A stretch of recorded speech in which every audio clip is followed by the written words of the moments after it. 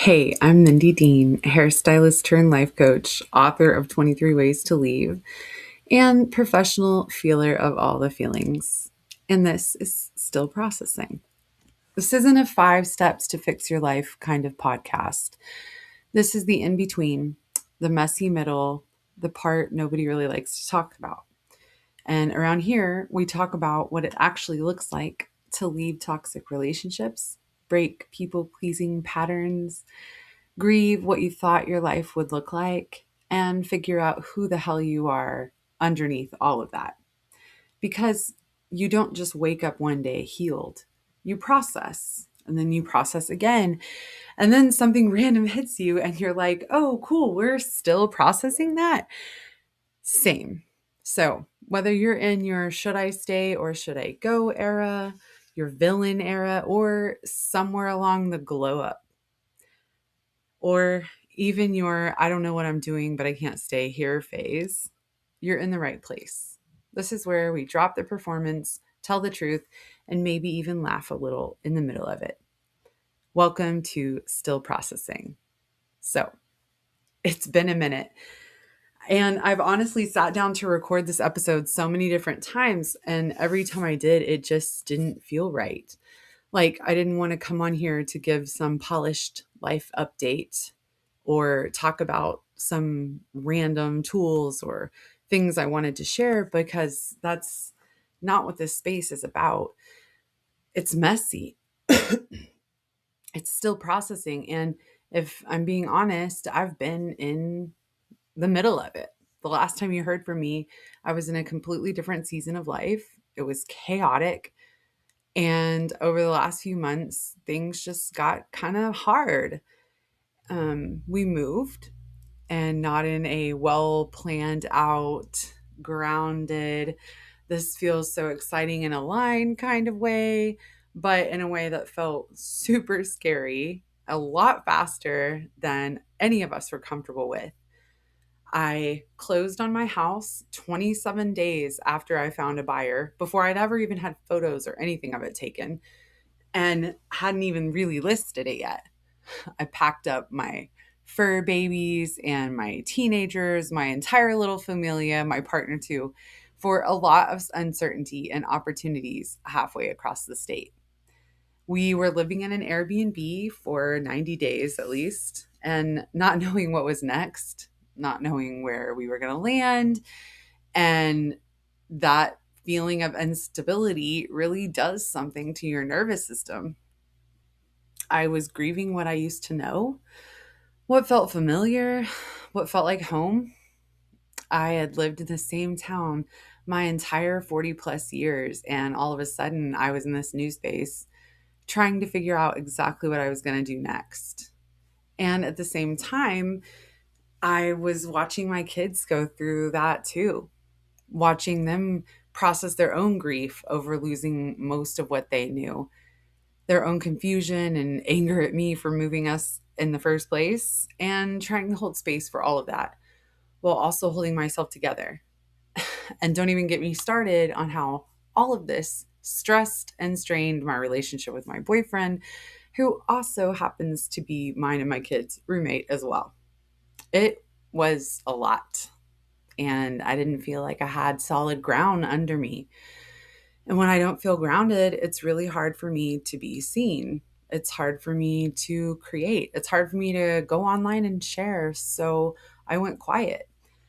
And it's not that I didn't care or I stopped caring. I didn't feel like I had anything really honest to give. I was feeling the lows, and I needed to just stay where I was so that I could feel safe and sane again before I came back with anything worthwhile to share. And slowly, things started to settle.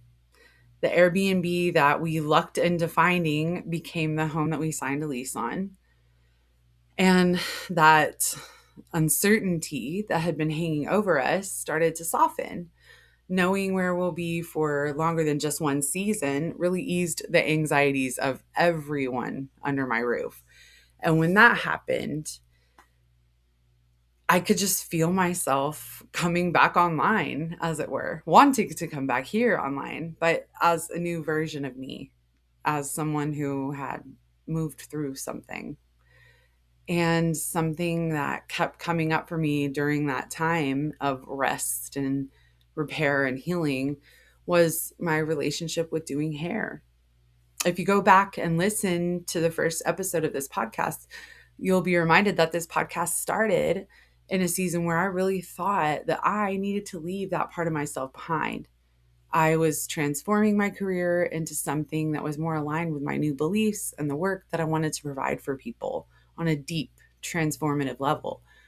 And I thought, if I'm going to really step into coaching and into healing work, I can't also be a hairstylist.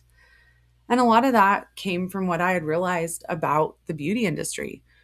When I started doing my own healing, I couldn't unsee how much the beauty industry is built on the capitalization of women's insecurities. How much of it benefits from women feeling like they're not enough just the way they are, and how much of those insecurities are just manufactured to line the pockets of corporate CEOs while keeping us scrambling to afford to stay on top of the next new beauty trend. And that realization hit me hard. It felt like seeing behind the curtain of Oz, realizing that someone's been there pulling these strings all along. Like, oh shit, this does not feel good anymore. And as much as I'd wanted to do hair all my life, I didn't want to be part of something that reinforced those beliefs. So I thought the answer was to walk away. But what I've been processing, especially lately, is that it was never about the hair or the beauty trend. I realized 6 years ago during COVID shutdowns, it was about the transformation that people walked away with. That's what I loved about doing hair. I loved seeing the way that people left feeling better than they did when they arrived. Because I also couldn't ignore how powerful that chair can be, how sacred it can be. The conversations that happen there, the moments where women feel safe to open up, to cry, to process what they're going through, to tell you things you know they've never told another soul, and just to be seen without having to hold it all together. And I realized that women need more of that in a space where they can be who they are in a way that's actually supported, not rooted in fixing what's wrong with them, but rooted in witnessing who they truly are inside. And something clicked for me. I realized I don't have to abandon this stylist part of myself. I just get to reclaim it and turn it into something even better. So I'm really excited to share this with you. I'm opening up a small intentional salon space inside my friend's office in South Austin. It's called the Self Care Sanctuary by CoLove. And the energy there is just like a desert detox. It's soft, muted tones, beautiful art, real plants, quiet, zen like atmosphere. It's cozy and creative, and it feels like a place where you can be who you are. She and I have already been creating retreats, small groups, and self care social experiences over the past several years via Zoom calls and FaceTime coffee dates. And now we get to share a physical space too. I'm bringing these self care socials to South Austin, and just saying it out loud, I still can't believe it's truly happening. I might need someone to pinch me. And what I'm offering there, other than coaching and small groups, of course, are spiritual haircuts. I want to be really clear. This would not be your typical salon appointment. It's not root touch ups or balayage at all. This is for those moments in your life where you're celebrating. Maybe you're going through a change or something big is shifting. Whether you're letting go of an old story or welcoming in a new chapter, it's when your identity is evolving. We sit down, we talk about what's going on in your life, what you've been carrying, and what you're ready to release. And then we bring in different spiritual tools, oracle cards, incense, energy work, things like that support you and where you are in your life, not just externally, but internally as well. It's more like a ceremony than a salon appointment. It's a reset, a moment to celebrate who you're becoming and to notice how much you've grown. And this isn't meant to replace your regular stylist, it's meant to complement your life.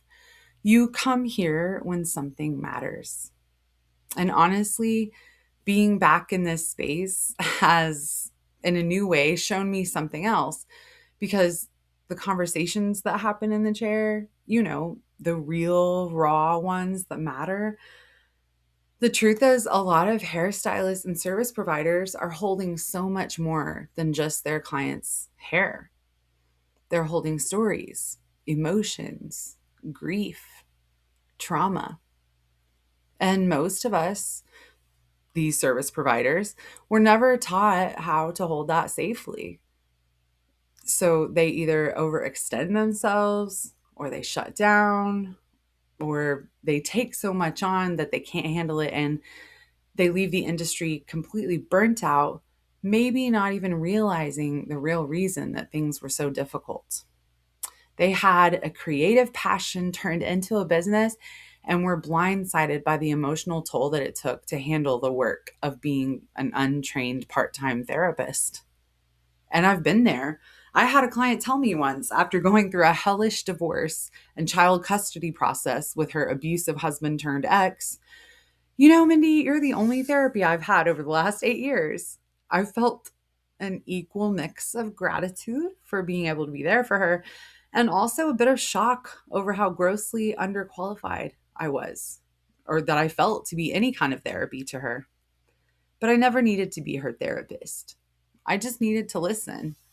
I needed to be able to witness and hold space, to remind her that her feelings are valid and she had basic human needs for love, safety, and belonging, just like all of us do.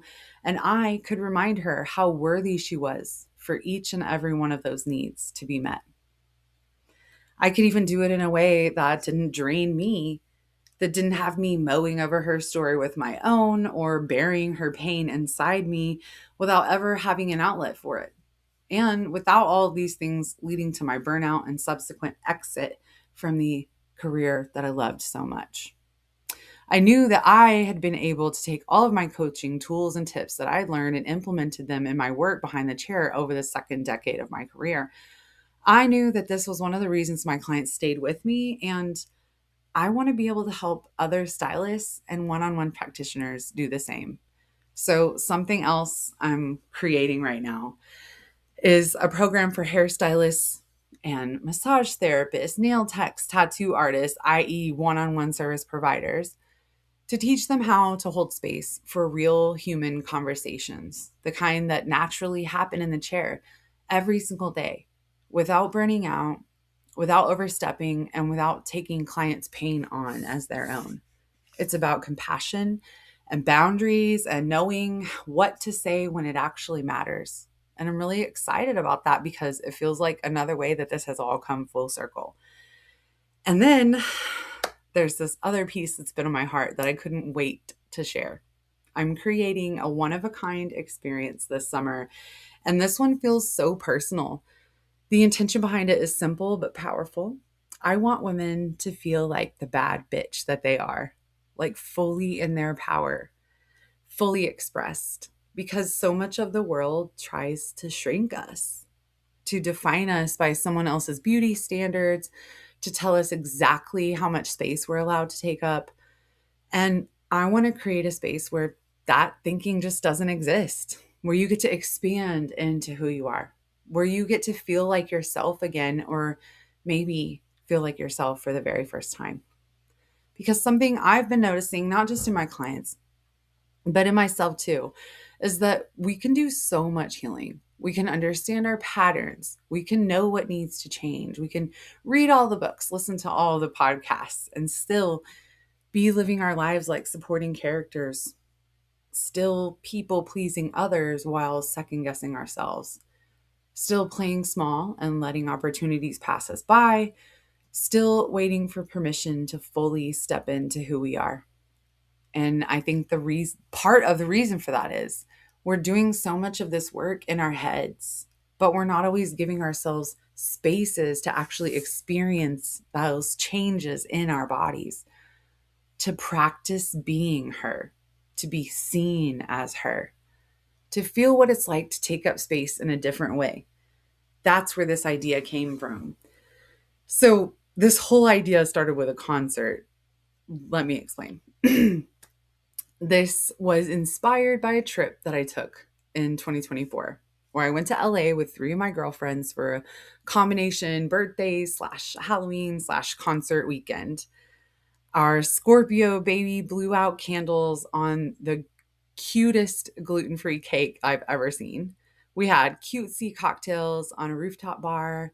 We walked around downtown LA taking Instagram worthy group selfies. And then the next day, we spent hours getting all dolled up in our sparkly matching alien costumes because it was Halloween, remember? And we went to a Queen Herbie concert together. I was shocked at how much it affected me. Now, I'm a huge Queen Herbie fan. I'm aware of the power of her music, and I was expecting to have a blast, but this was a life changing, otherworldly kind of experience. It wasn't just fun, it was freeing, it was activating. It was like, oh, this is who I am. It felt exhilarating being in a room full of women who were not apologizing for their energy, who were loud, expressive, embodied, all dressed up in full costume, living in the moment and making new friends left and right. And I remember leaving that night thinking, I am the main character. It was like magic. I remember telling myself more women deserve to feel this way, not just one night at a concert, and not just by chance, but intentionally and as soon as fucking possible. So that experience is a big part of what inspired the main character energy program that I created last summer. So when Queen Herbie announced her tour this time around for 2026, something different happened. As soon as I knew the sale was live, I logged in. I bought 4 tickets again, super excited that it was happening so close to me. And she had a show here in Austin. I got 1 ticket for me, 1 for each of my 3 badass friends who I was determined to go with this time, even if they weren't going to be able to be the original friends I'd gone with who were not available. So I went ahead and got 4 tickets, and then life happened. Plans fell through. One by one, everyone I invited ended up having to cancel. And I was left with these 3 extra tickets. And I had this moment where I could have just sold them. The ticketing software was super easily transferable into someone else's name. And I knew I'd be able to find someone to buy these extra tickets and just move on. Hell, I was even certain I could go to the concert alone and just make some new friends while I was there and still have a great night. But instead, this thought came in that I just couldn't shake. I was already planning to create a retreat for a small group of women this summer. And I just couldn't help but think, what if this is supposed to be part of it? What if these extra tickets became the backbone of not just a retreat, but a whole experience that I can help these women create in their lives? I'd already experienced just one night of feeling that energy, and I'd been on life-changing retreats before too. What if this time I create something where that life-changing energy and the Lux Girls Weekend cross paths, somewhere that transformation actually sticks? So, what I'm creating is a really small, really intentional experience. We start a few weeks before the retreat inside my main character energy group program. It'll be live calls that you'll look forward to and a little bit of journaling along the way. You'll begin shifting how you see yourself, how you show up, how you relate to your voice, your desires, your boundaries, and you'll also meet the other baddies who were on the journey with you.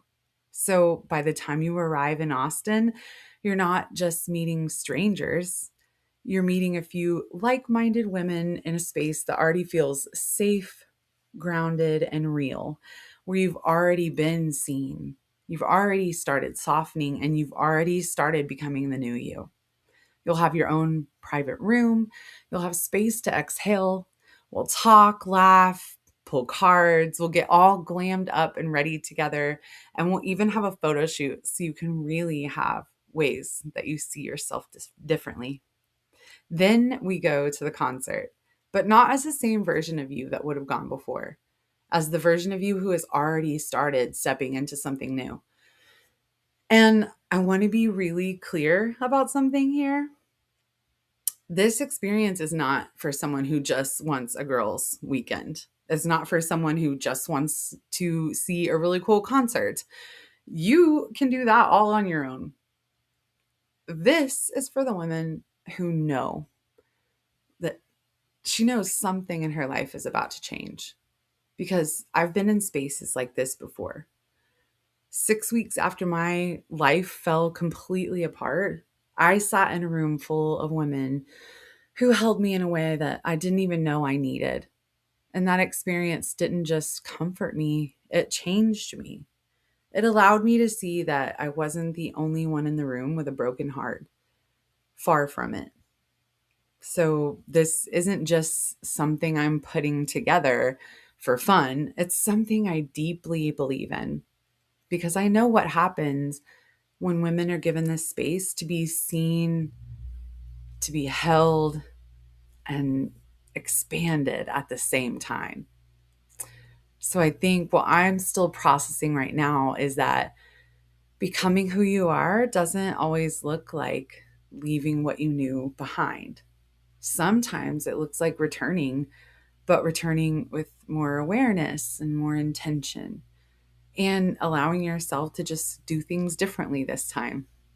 So, if you're in Austin, I would love to see you in my new salon space, whether it's for a spiritual haircut or one of our retreats or something else we're creating. And if you've been in a season where things feel uncertain or where you've gone a little quiet, where you're not sure who you're becoming yet, I want you to remember you're not wrong. You're not behind. You're still processing, and that's allowed. Thanks for being here. And until next time, love you, mean it.